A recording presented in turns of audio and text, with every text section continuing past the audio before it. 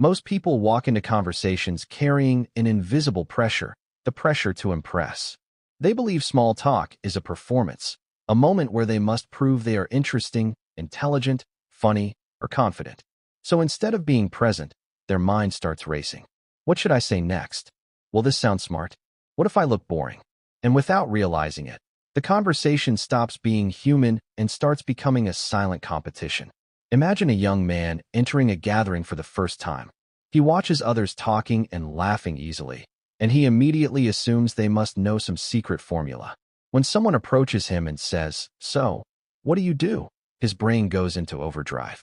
He carefully chooses words that sound impressive, adds extra details to make his life seem more exciting, and speaks longer than necessary, hoping to leave a strong impression. The other person smiles politely, nods, and soon the conversation fades. Nothing went wrong on the surface, yet something felt empty. The connection never formed. This happens because people confuse communication with self-promotion. They believe conversations are about proving value rather than discovering another human being. But the irony is simple. The harder someone tries to appear interesting, the less interested others feel. Human connection doesn't grow from perfection, it grows from authenticity. When someone is focused on impressing, they stop listening. While the other person speaks, they are not truly hearing. They are preparing their next response.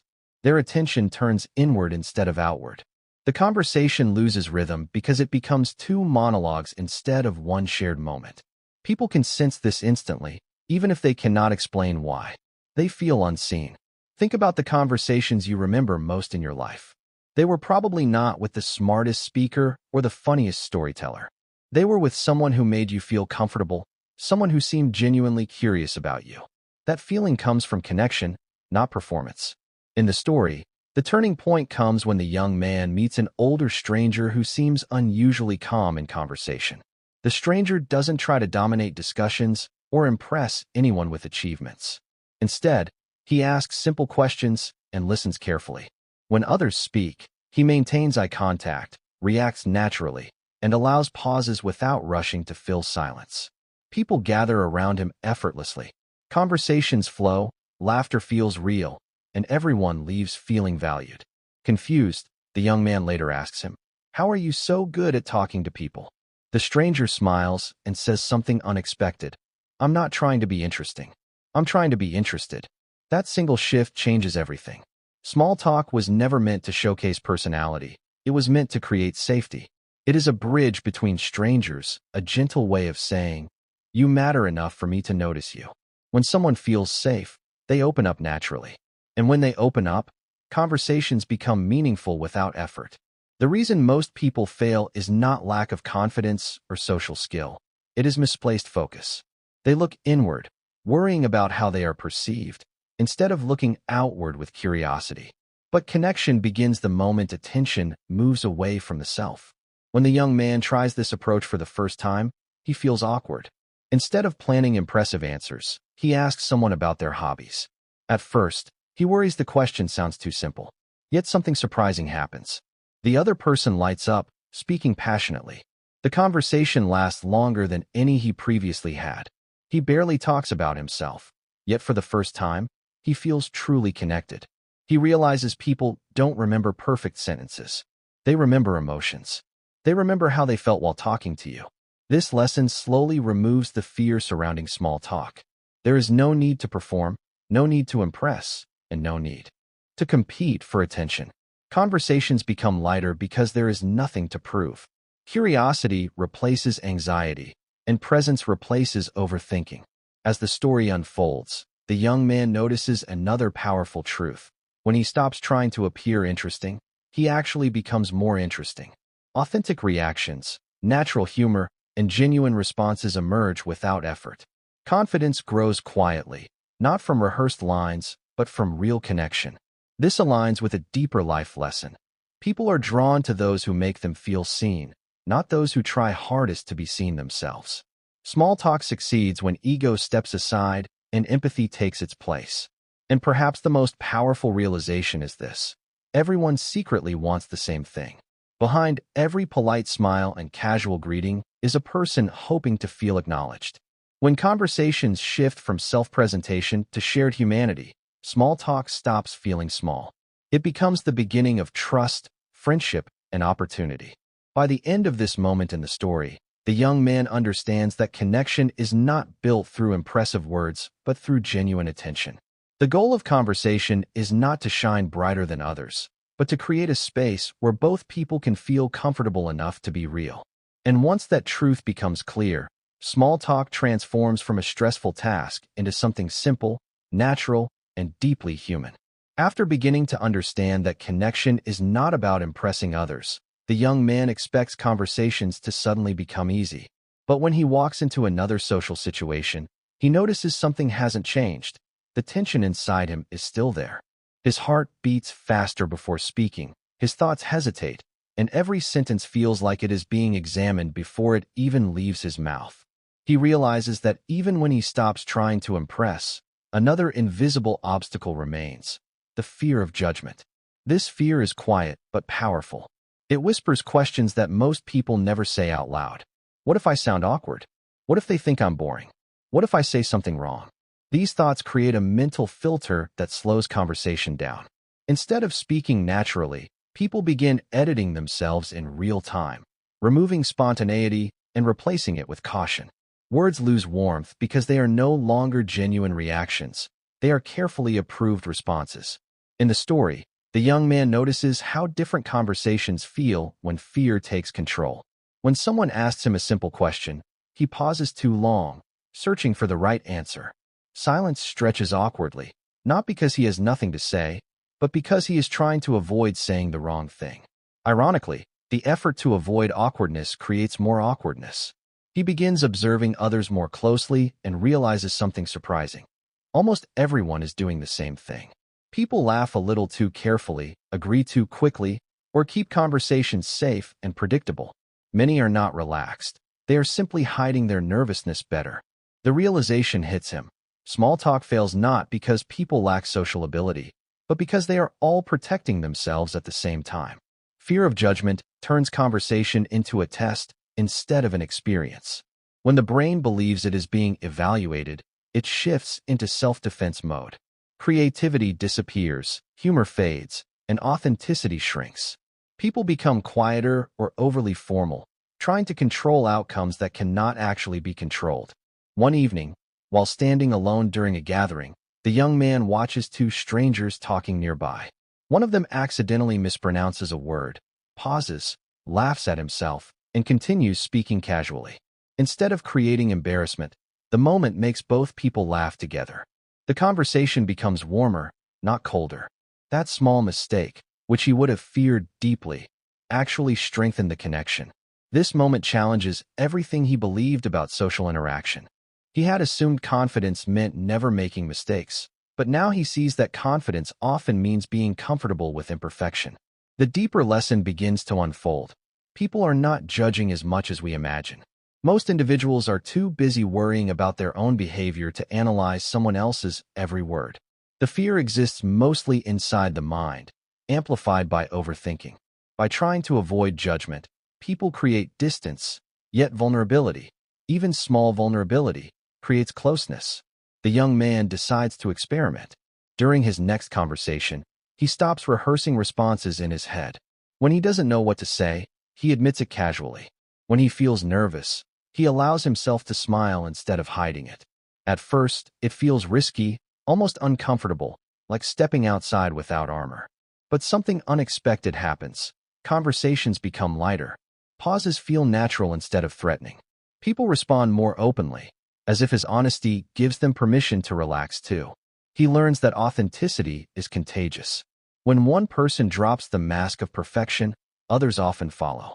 The energy of conversation shifts from evaluation to connection. Laughter becomes easier because no one is trying to maintain an image anymore. This aligns deeply with the overall lesson forming throughout the story. Small talk is not difficult because people lack words. It is difficult because they fear being seen imperfectly. Yet imperfection is exactly what makes interaction human. When fear fades, curiosity and listening, the qualities learned earlier, finally have space to exist. The young man begins noticing subtle changes within himself. He no longer measures conversations by how impressive he sounded. Instead, he notices how comfortable they felt. Anxiety decreases because he is no longer trying to control others' opinions, something that was never truly possible anyway. He also realizes that rejection or awkward moments are not disasters. They are normal parts of interaction. Not every conversation will flow perfectly, and that is not a personal failure. Some people connect easily, others don't, and that difference says little about personal worth. Understanding this removes enormous pressure. Conversations become experiments rather than performances. Gradually, confidence grows, not loud or dramatic confidence, but quiet stability. The fear of judgment loses power because he stops treating conversation as a reflection of his value. He begins showing up as he is, allowing conversations to develop naturally instead of forcing them toward approval. And with this shift, small talk transforms again. What once felt like walking on a tightrope now feels like stepping into a shared space where mistakes are allowed, pauses are normal, and authenticity is welcome. He understands that the goal was never to avoid judgment completely, but to stop letting imagined judgment control behavior. By the end of this part of the journey, the young man discovers a truth that connects all the lessons together. People don't connect through flawless communication. They connect through real moments. Fear builds walls, while honesty opens doors.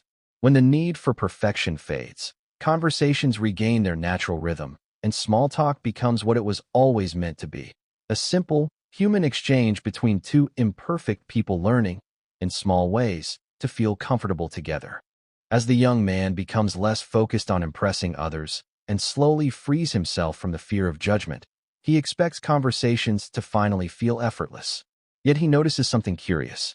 Even when he feels calmer, some interactions still fade quickly, while others seem to grow naturally and last much longer. He begins wondering what invisible difference separates meaningful conversations from forgettable ones. One afternoon, he sits in a small cafe observing people around him. At a nearby table, two individuals are talking. One speaks almost constantly, sharing stories, opinions, and experiences without pause. The other nods politely, but rarely adds much. After a few minutes, the conversation ends, and both leave without any real warmth between them. Soon after, another pair sits down. This time, one person speaks while the other listens carefully, asking simple follow-up questions and reacting with genuine interest. The energy feels completely different. Laughter appears naturally, and time seems to pass unnoticed. Watching this, the young man realizes something he had never fully understood before. Great conversations are not built by great talkers, but by great listeners. For most of his life, he believed small talk required clever words or entertaining stories. Silence felt dangerous, as if pauses meant failure.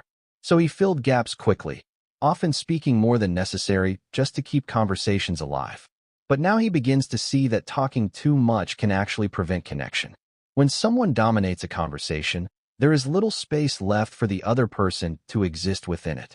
Listening, he discovers, is not simply staying quiet while waiting for a turn to speak.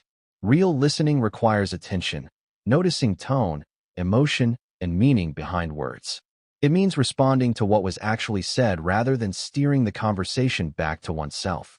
And surprisingly, this makes conversations feel easier rather than harder. The turning point comes during a conversation with a coworker he barely knows. Instead of preparing stories about himself, he decides to focus entirely on understanding the other person. He asks a simple question about their day and listens without interrupting. When they mention a challenge they faced, he asks how it made them feel instead of offering advice immediately. The coworker begins sharing more openly, moving beyond surface-level talk into something more personal. Minutes pass, and the young man notices he feels relaxed. He is not searching for impressive responses because he is genuinely curious. The pressure to perform disappears. When he finally shares something about himself, it feels natural, not forced, because it connects directly to what was already being discussed. At the end of the conversation, the coworker smiles and says, "It was really nice talking to you." The comment surprises him. He had spoken less than usual, yet the conversation felt stronger than many he had before. That moment reveals a powerful truth. People remember how well you listened far more than how well you spoke. He begins noticing this pattern everywhere. Individuals who make others feel heard attract people effortlessly. Their conversations are not louder or more impressive, they are more balanced. Listening creates psychological safety, allowing others to relax and express themselves honestly. When someone feels understood, trust forms naturally, even in brief interactions. This insight connects deeply with the earlier lessons he learned. Trying to impress keeps attention on the self. Fear of judgment creates hesitation. But listening shifts focus outward, dissolving both problems at once. When attention is placed fully on another person, self-conscious thoughts fade into the background. He also learns that listening requires patience with silence. At first, pauses feel uncomfortable, but he begins to understand that silence often invites deeper responses. When he resists the urge to fill every gap, others continue speaking, revealing thoughts they might not have shared. Otherwise, conversations gain depth simply because space exists for reflection. Another surprising discovery follows. Listening does not make someone invisible, it makes them memorable. People naturally gravitate toward those who make them feel valued. The young man realizes that influence in conversation comes not from controlling attention, but from giving attention. As he practices this skill, his confidence grows quietly. He no longer worries about running out of things to say because curiosity always provides the next question. Conversations stop feeling like a responsibility and start feeling like exploration. Each person becomes a story waiting to be understood rather than an audience waiting to be impressed. He reflects on past interactions and recognizes how often he had missed opportunities for connection by focusing on himself. Moments that once felt awkward might have transformed if he had simply listened more deeply. This realization does not bring regret, but clarity. Social skill is not a talent some people are born with. It is a habit built through awareness.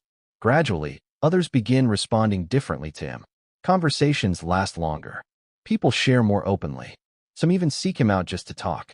Nothing about his personality has dramatically changed. The difference lies in how present he has become. Through this experience, he understands a profound life lesson aligned with the journey unfolding throughout the story. Communication is not about proving your voice matters. It is about showing others that theirs does. Listening transforms small talk from shallow exchange into meaningful interaction, turning ordinary moments into opportunities for genuine connection. By the time this realization settles in, small talk no longer feels like a skill to master, but a space to share. Words become secondary to attention, and connection emerges naturally when one person feels truly heard. And in that simple shift, from speaking to listening, conversations gain depth, relationships begin forming, and the young man finally understands why the quietest presence in a conversation can sometimes be the most powerful one of all. By this point in the journey, the young man feels different when he talks to people. He no longer tries to impress, no longer fears judgment as intensely, and has discovered the quiet power of listening. Conversations have become easier, calmer, and more genuine. Yet one question still lingers in his mind. If small talk is so simple, why does it matter so much? Why do these brief, ordinary exchanges seem to carry such unexpected weight? For a long time, he believed small talk was meaningless, something people did only to avoid silence. Short conversations about weather, daily routines, or casual interests felt shallow compared to deep discussions about dreams or life goals. Like many others, he assumed real relationships began somewhere beyond small talk, in more serious conversations. But life slowly begins to show him a different truth. One morning, while waiting in line for coffee, he starts a casual conversation with a stranger standing beside him. The exchange is simple, a comment about the long wait, a shared laugh about busy mornings, a brief discussion about work. Nothing profound happens. They smile, say goodbye, and move on. Yet weeks later, he unexpectedly meets the same person again at a professional event. This time, recognition sparks familiarity. The conversation continues naturally, and he later discovers that this person introduces him to an opportunity he had been searching for. The realization surprises him. Something meaningful grew from what once seemed insignificant. That short moment of small talk had quietly planted a seed. He begins noticing similar patterns everywhere.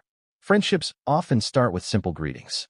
Mentors are met through casual introductions. Even strong relationships begin with ordinary questions like, "How are you?" or what brings you here. Small talk is not the opposite of deep conversation. It is the doorway to it. The young man reflects on how earlier lessons connect to this moment. When he tried to impress people, conversations ended quickly because they lacked authenticity. When fear controlled him, interactions never developed naturally. When he learned to listen, connections started forming. Now he understands why those lessons mattered. Small talk is the foundation upon which deeper human experiences are built. He observes how people often underestimate these moments because they expect importance to feel dramatic. Society celebrates big achievements, powerful speeches, and life-changing decisions, but rarely acknowledges the quiet beginnings that lead to them. Yet most meaningful events start subtly, with a greeting, a question, or a shared smile. One evening, he speaks with an older colleague who seems to know everyone. Curious, he asks how they built such a strong network of relationships. The colleague laughs gently and says, "I never chased opportunities. I just talked to people." The simplicity of the answer stays with him. Success, connection, and belonging often grow from consistent, small interactions rather than grand gestures. He realizes small talk serves a deeper psychological